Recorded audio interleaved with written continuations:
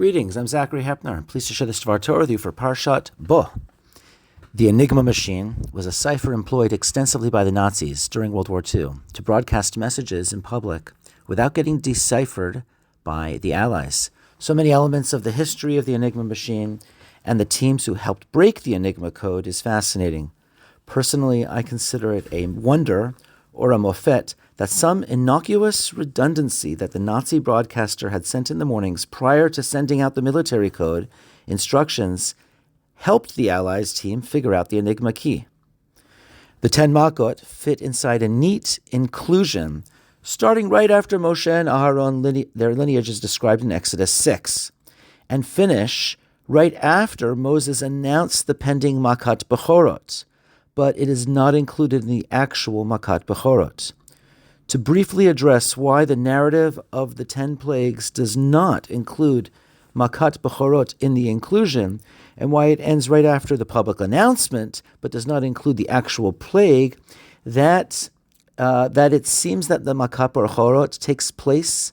The reason is that it takes place in a brief second, and the redemption narrative begins at the moment of makat bechorot. So in a way, the second the clock struck midnight was part of the moment of redemption. From another perspective, and a different answer, it could be based on some readings of Sifrei Devarim 26, that the throwing of the stick before the first plague is actually the first plague, and that makat bechorot is in fact is a standalone plague. It's a makka on itself. That is not on the list. And Hazal realized that there were actually numerous ways to skin the Egyptian cat, of how to enumerate the numerous number of punishments. Let's go back to the 10 plagues. The inclusion in Exodus 7:2, God tells Moshe, "But I will harden Pharaoh's heart, that I may multiply my signs and my marvels in the land of Egypt." Signs are otot, and wonders are moftim.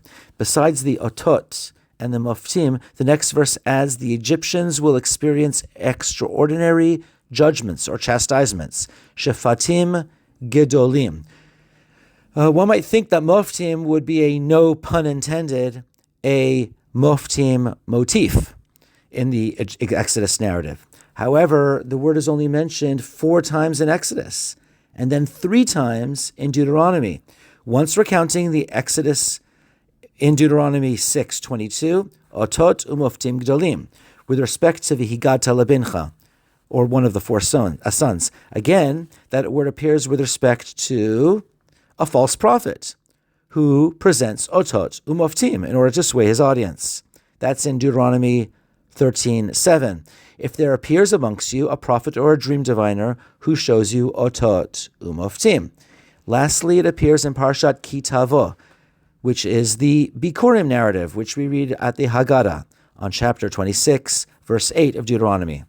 The 4 moftim in Exodus are firstly Exodus 7:3, as discussed, and then a few verses later in verse 9, when God says to Moses and Aharon, when Pharaoh speaks to you and says, produce a Mofet, then you should tell Aharon, take your rod and cast it down before Pharaoh, it shall turn into a serpent. That is the second mention with respect to the rod becoming a serpent. Then it's mentioned only 2 more times in Exodus, at the end of the plague inclusion. That's the last 2 the verses of chapter 11, right before the laws of the Paschal Lamb and the makat bechorot. I'm referring to also the laws of Rosh Chodesh and the Paschal Lamb and the redemption of the first donkey, Pecher Chamor, and the laws of Pidyon Haben, the redemption of the firstborn son. The verse says, now Hashem said to Moshe, Pharaoh will not heed you in order that my moftim may be multiplied in the land of Egypt. Moses and Aaron had performed all these moftim before Pharaoh, but Hashem had stiffened his heart, the heart of Pharaoh, so that he would not let the Israelites go from the land. That's the end of the 4 times that it's mentioned. Another discussion which is worthy of a close reading is the distinction between otot and moftim. It's noteworthy to look at the Ramban and the Netziv on this matter, and many Mefarshim, other Mefarshim also. However, I'd like to point out that there is inherently much ambiguity and seemingly interchangeability between these two words. In fact, even Targum at one point translates a Mofet as an ut. To make matters even more confusing, Sifrei Devarim on the Bikurim, which is in Devarim 26, verse 8, which we read at every Seder, says, Otot zehamate muftim elu eser makkot. Otot is the rod, muftim are the 10 plagues. This is in direct tension against the infrequent mention of Mofet in Exodus 7:9, where Pharaoh is going to ask for a Mofet, not an ut, and then the rod becomes the featured object of that verse. That Sifrei is what I say, tzarich iyun. It requires introspection for another time. To recap, otot and moftim and shefatim are words used to describe the plague. Otot is a much more frequently used word than moftim.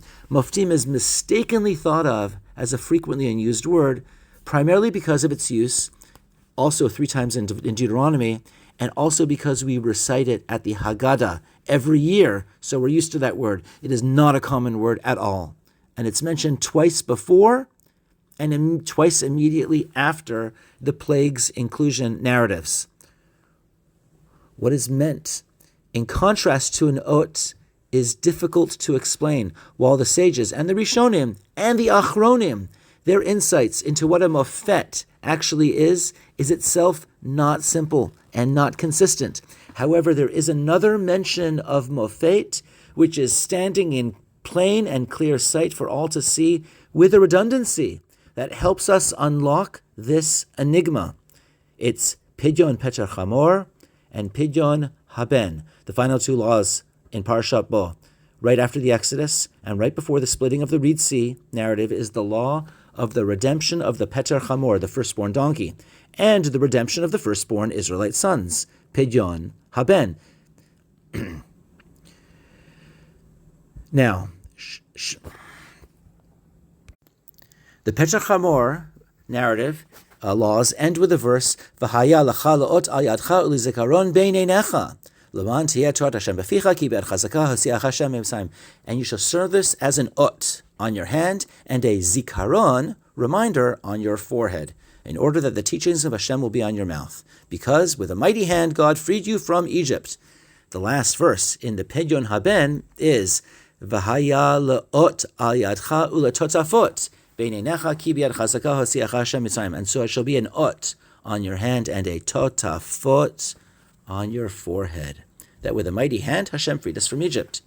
These 2 commandments conclude with the commandment of ut on your hands and a zikaron or a totafot between your eyes, on your forehead.